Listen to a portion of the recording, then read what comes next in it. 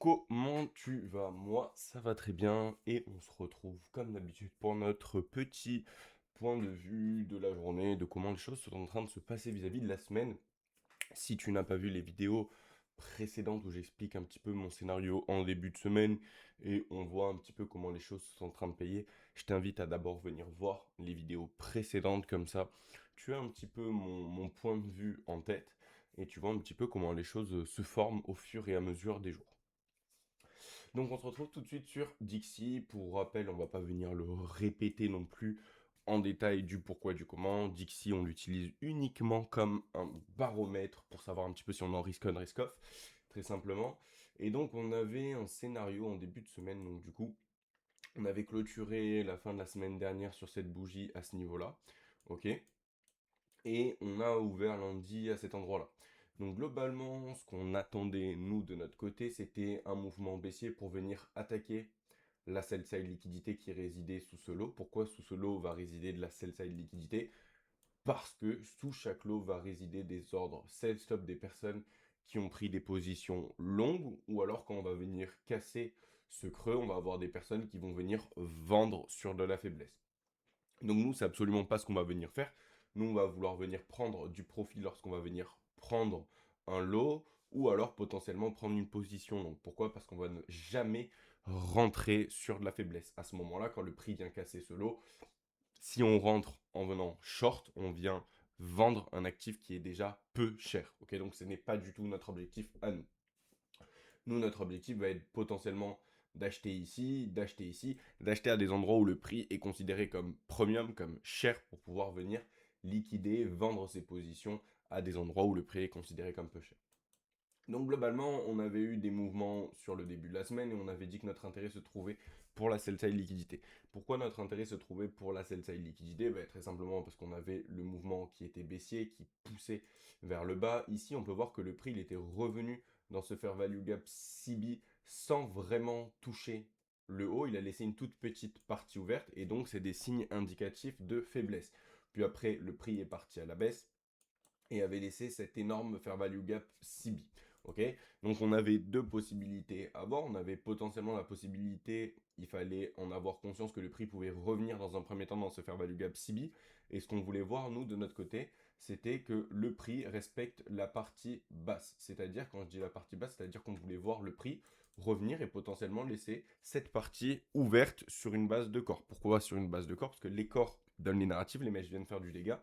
Et donc, on aurait voulu voir cette partie laissée ouverte afin que ce soit indicatif à titre baissier pour potentiellement avoir le mouvement qui vienne chercher la sell side liquidité. Ça, c'était si, dans un premier temps, on revenait dans le CB. Or, on voit qu'on a ouvert notre journée sur lundi, on est parti vers le bas, on a évolué à la baisse et on a clôturé juste au-dessus du milieu, donc le consequent encroachment de cette mèche, en sachant que chaque mèche va venir être utilisée comme un gap. Et puis, on a l'ouverture de la journée de mardi et le prix qui part directement à la baisse et qui est venu attaquer notre sell side liquidité comme attendu en gros sur notre début de semaine. Donc à ce moment-là, on a eu un plutôt beau mouvement aussi. Alors juste il y a ce niveau orange qui me stresse parce qu'il n'est pas bien ancré et ça m'embête. On va venir, voilà, on va venir l'arranger un petit peu.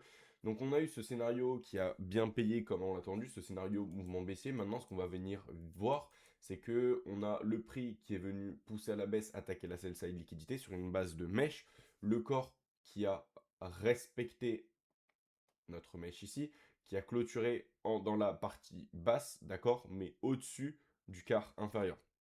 Et puis, on peut voir que globalement, depuis l'ouverture de la journée, on a le Dixie qui est parti complètement à l'os. Donc là, en fait, ce que j'attends de voir, c'est très simplement l'interaction, comment le prix va venir réagir dans ce fair value gap CB maintenant qu'on est venu attaquer la liquidité sur une base de mèche, très simplement.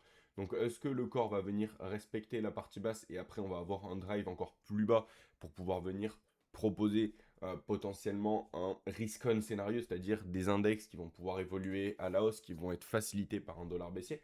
Donc ça, c'est ce qu'on va venir voir. On va vraiment venir avec attention voir comment le prix réagit dans ce niveau-là. Est-ce que les corps s'empilent dans la partie basse et laissent la partie haute ouverte, ce qui serait signe réel de déséquilibre baissier. Pourquoi de déséquilibre? Ben, parce que très simplement, il faut prendre un peu la métaphore d'un peintre. Un marché qui serait délivré de façon efficace, c'est-à-dire que le peintre viendrait mettre un coup de rouleau vers le haut et puis après un coup de rouleau vers le bas.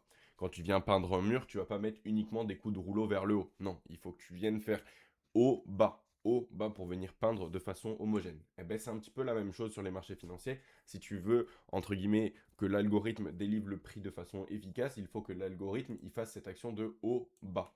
Ok? Et donc en fait, sur cette bougie-là, ce qu'on identifie avec notre fair value gap, il faut en avoir conscience quand on identifie un fair value gap, c'est pas juste un fair value gap, il y a un contexte derrière qu'on vient identifier. Et ben ce contexte-là, c'est vraiment cette chose-là de ok, j'ai juste fait une action d'un rouleau vers le haut ou d'un rouleau vers le bas, et j'ai oublié l'autre action. Cette bougie-là, elle passe uniquement vers le bas. On a uniquement l'action du peintre qui vient mettre son rouleau vers le bas. Il va venir manquer l'action du rouleau vers le haut. Et donc, si le prix respecte uniquement la partie basse, c'est-à-dire qu'il vient uniquement mettre le coup de rouleau vers le haut sur une base de corps, encore une fois, les mèches ils viennent faire du dégât, le corps donne les narratives. Si on a uniquement le coup de rouleau qui vient dans la partie basse, ça me montrera que le prix il n'est pas efficace, le prix il n'est pas délivré de façon efficace, il est déséquilibré.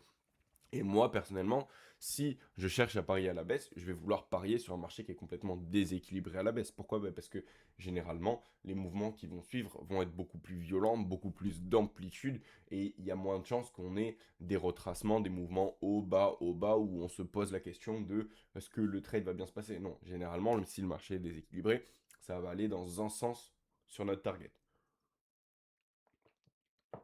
Donc voilà en gros un petit peu les signatures que l'on veut voir et ce qu'on attend pour le Dixie. En tout cas, ce que je t'invite à venir faire, c'est de regarder la vidéo du début de semaine et de voir comment le scénario pour le moment a été respecté sur le Dixie, sur notre prise de liquidité. Donc à voir maintenant ce qui va se passer. Est-ce qu'on a un Dixie qui va vouloir, maintenant qu'on a pris la liquidité, repartir tout en haut et venir chercher de la buy side? Honnêtement, c'est pas forcément le scénario que j'envisage, ok? Donc on a ce volume in balance qu'on va pouvoir venir étirer juste ici, ok?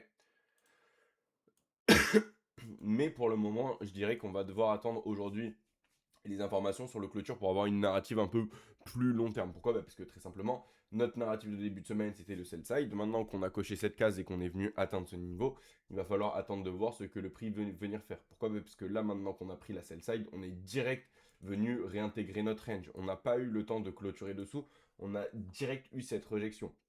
Donc maintenant, ce qu'on attend de voir, c'est est-ce que c'était juste une chasse au stop à cet endroit-là pour venir après potentiellement aller chasser de la buy side liquidité qui va résider à cet endroit-là, à cet endroit-là, à cet endroit-là et à cet endroit-là. Ou alors on a juste un léger retracement qui est complètement sain après cette impulsion pour revenir dans notre fair value gap CB avant de pouvoir continuer potentiellement euh, à évoluer encore vers le bas. Donc on attend de voir un petit peu comment se passe cette clôture qui nous donnerait pas mal d'informations en fonction de ce fair value gap CB. En tout cas, pour le moment, notre scénario sell-side liquidité a été respecté. On va venir faire un point. Alors, petit rappel, j'ai pas eu le temps encore de le faire sur ces index-là avant de faire cette vidéo. Ce que je t'invite à faire, c'est de venir changer ton contrat. Pourquoi de venir changer ton contrat? Parce que très simplement, on n'est plus global. Tu peux toujours utiliser le contrat de décembre, mais personnellement, je le trouve un petit peu illiquide. Donc ce que je t'invite à faire, c'est de venir changer pour ton contrat de mars. Je vais sur la prochaine vidéo te montrer pourquoi est-ce qu'on change de contrat, comment est-ce que tu peux savoir quel contrat regarder. Très simplement, tu as des sites internet qui te le montrent. Tu en as un que j'utilise plutôt beaucoup. Je te le montrerai là, sur la prochaine vidéo. Pourquoi? Parce que là, j'ai pas setup mon logiciel d'enregistrement pour ça. Et je t'expliquerai comment du coup choisir ton contrat. Donc ça, on verra ça plus tard. On n'a pas de point de vue à faire sur les trois index. On le fera demain. Comme ça, j'aurai ça de préparer. On perd pas trop de temps. On va venir faire un point sur NQ. Donc on peut voir que globalement, NQ sur la journée de la veille. Donc hier, on avait vu un petit peu ce qui s'était passé, qu'on avait eu notre rebond sur notre premier quart de notre fair value gap busy juste ici. Donc ce qu'on va venir faire, c'est juste changer la couleur pour avoir deux distinctions entre le deuxième fair value gap laissé sur le chemin vers le haut et le premier. Donc quand on a deux fair value gap à la suite, il faut autoriser le prix à venir rechercher le premier ok, qui a été laissé sur le chemin vers le haut. Et donc, qu'est-ce que ça veut dire? Ça veut dire que forcément, il y a des chances que le deuxième soit reprice en entier. Donc, à ce moment-là, quand le prix vient clôturer juste en dessous de ce fair value gap, je me dis pas, oh purée, on n'a pas respecté du tout ce fair value gap, on est passé à travers, le prix va être baissier. Absolument pas. On en a deux à la suite, donc il faut que, oui, je regarde si potentiellement le prix veut uniquement revenir dans le deuxième pour repartir plus haut, mais il faut que j'ai conscience qu'il y a celui-ci plus bas et que le prix peut venir largement le rechercher celui-ci avant de repartir à la hausse. Ok? Donc on peut voir que le prix ici, il est revenu dans notre premier fair value gap, chercher le premier quart, clôture supérieure. Sur les journées de la veille, on a eu le prix qui a évolué complètement à la baisse. Ok? Et donc forcément, à cet endroit-là, c'est facile de se dire, ah bah oui, bah là pour le moment, ça a été respecté. Mais il faut avoir conscience que hier, quand on a fait la vidéo, il me semble que le prix se trouvait à cet endroit-là. Et quand j'ai fait la première vidéo, parce que hier j'ai dû enregistrer 2 fois avec un bug, la bougie se trouvait globalement à peu près à cet endroit-là. Et quand elle se trouvait à cet endroit-là, en fait, très simplement, je disais que lorsque tu vas avoir une bougie qui est en formation, ok, on a le compteur à droite. Ici, par exemple, il reste 13h42 minutes et 56 secondes. Ok, il faut savoir qu'à cet endroit-là, la bougie, ben, elle était pleine noire. Et est-ce qu'à ce moment-là, je me dis, hop, je suis complètement inquiet, je me dis, ben non, ben, mon niveau, il n'est pas du tout respecté, on peut voir que la bougie passe à travers. Absolument pas. Pourquoi? Parce qu'il faut avoir conscience que tant que la bougie est en formation, tant que la bougie n'a pas clôturé, le prix peut se déplacer. Et donc moi, quand la bougie se trouve à cet endroit-là, ce que je vois, c'est que je vois juste une bougie qui va potentiellement créer une mèche qui va venir faire plus de dégâts. En sachant que quand on va venir faire cette mèche avec plus de dégâts, on va avoir énormément de personnes à cet endroit qui vont se dire, hop, le niveau est cassé, ça va aller à la baisse. Moi, c'est pas du tout mon cas. Je me dis que potentiellement, on va juste laisser la chance à cette mèche d'être venue chercher un discount plus prononcé pour pouvoir après évoluer vers le haut, en sachant qu'on a dit qu'on avait 7 order block bullish, qu'on pouvait regarder le milieu qui se trouvait globalement à cet endroit-là et qu'on ne voulait pas que ce niveau-là soit cassé. Là, on en est loin et on peut également venir faire la même chose et venir regarder où se trouve le premier quart. Ok? Donc ça va être un peu la même chose. En fait, on fait tout le temps la même chose. On évalue nos niveaux et voir comment ils viennent être touchés. On peut voir que le prix il a échoué à venir chercher le premier quart. Donc ce qui est également bon signe. Sur une base de mèche, où se passe la clôture? La clôture se passe à cet endroit-là, au-dessus de mon fair value gap busy. Donc oui, j'ai le prix qui est venu plus bas sur une base de mèche, mais le corps clôture au-dessus. Donc narrative haussière respectée. Est-ce que j'ai des corps qui clôturent en dessous du milieu? Absolument pas. C'est ce que je t'avais annoncé en début de semaine. On ne veut pas avoir de corps qui clôturent en dessous du milieu de ce fair value gap. Il faut que tu penses également à venir changer ton SET qui va venir bouger tes bougies, mais tu peux voir que même si je le bouge, est-ce que la clôture se fait en dessous de mon milieu? Non. J'ai le prix qui est venu que sur une base de mèche chercher plus bas et clôture au-dessus. Donc pour le moment, on respecte complètement le scénario que j'avais annoncé avec ce repricing à cet endroit-là. Le mouvement de début de semaine, ici, qu'on vienne respecter, qu'on clôture au-dessus de notre fair value gap. Donc pour le moment, on est good sur ce que l'on voulait voir. Au niveau du... Je voulais qu'on jette vite fait un petit œil aux 15 minutes que je vais avoir ou pas. Ok, je vais l'avoir ici. Donc je vais juste devoir changer les contrats sur ce graphe. Ok. Et on peut voir, je voulais juste qu'on voit un petit peu les interactions au niveau de nos niveaux daily, ok, qui vont être juste ici. On peut voir que le prix, donc du coup, dans un premier temps, il a évolué à la baisse. C'était sur la journée de la hier, de la journée de la veille, du coup, quand on avait la bougie qui était noire en train de se construire. Boum, on a eu cette phase. Alors, on va venir le voir sur du 5 minutes, on aura un peu plus de détails et on clôturera là-dessus. Mouvement baissier, on peut voir qu'on a eu cette consolidation. Boum, boum, boum. Ok, on a laissé de la buy side liquidité et finalement le prix qui vient casser et qui vient chercher ce niveau de sell side liquidité. On peut voir que globalement, ce qui s'est passé, c'est que le prix a laissé un equal low, c'est-à-dire un low et avec un deuxième low qui est légèrement plus haut. Le prix qui évolue à l'os, qui vient chercher l'équilibrium, qui est le milieu de notre consolidation, avant de, poum, casser vers le bas et venir chercher la sell side liquidité. Directement après que la première bougie est clôturée sous le sell side liquidité, on est venu réintégrer cette range. Et le prix a évolué à l'os pour venir chercher la buy side liquidité.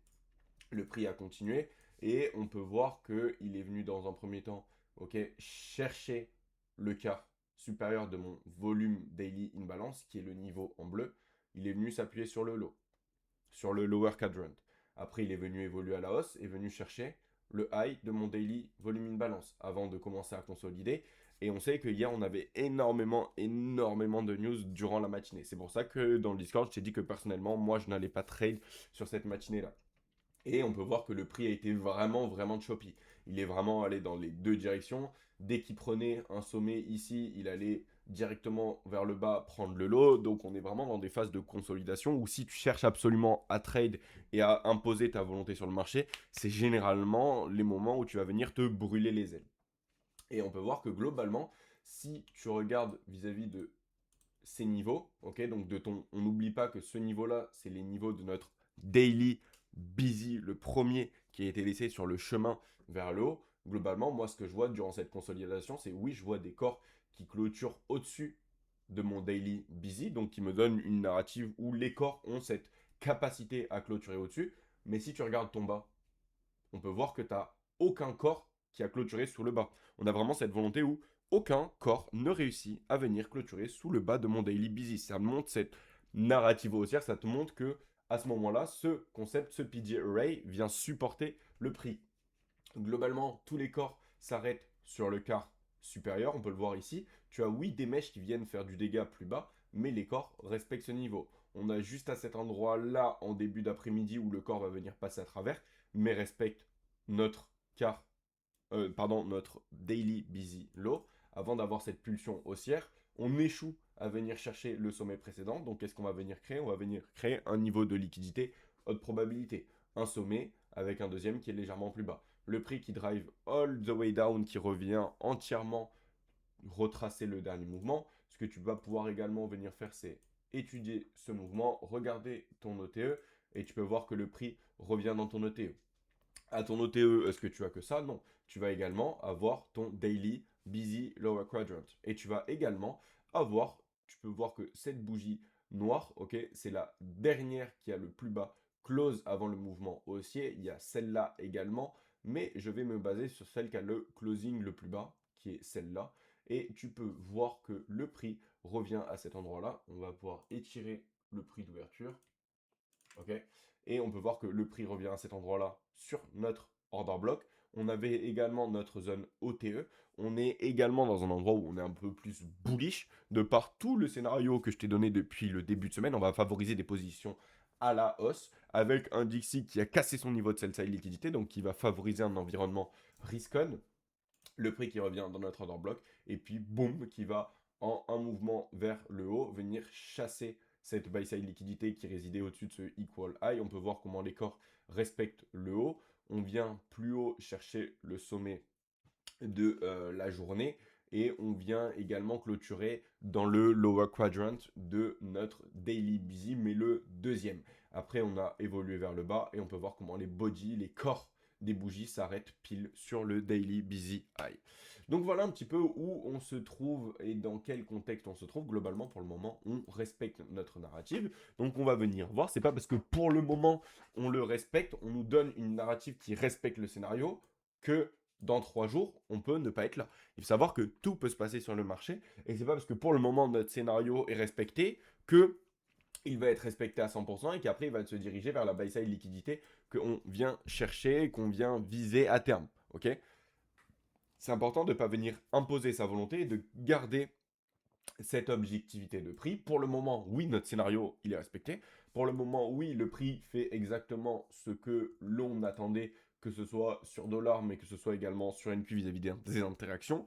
Mais ça ne veut pas dire que ça va le respecter tout du long.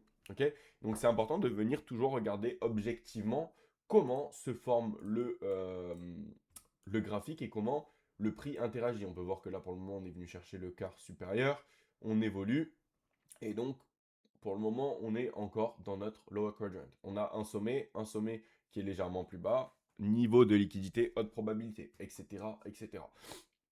Donc c'est toujours la même chose que l'on fait ensemble, mais on peut voir avec laquelle précision tu vas voir les niveaux sont respectés. Si tu veux qu'on rentre un peu plus dans les détails sur les analyses, je t'invite à venir laisser un petit commentaire et un petit like, ça fait toujours plaisir.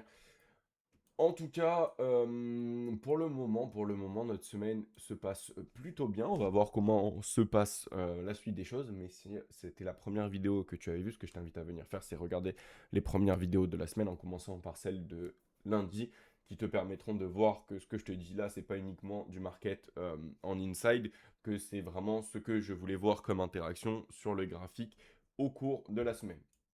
En tout cas, j'espère que cette vidéo t'aura plu également. Si tu veux que j'analyse d'autres index ou d'autres actifs, n'hésite pas à me le dire. Et je te souhaite une très bonne journée de trading.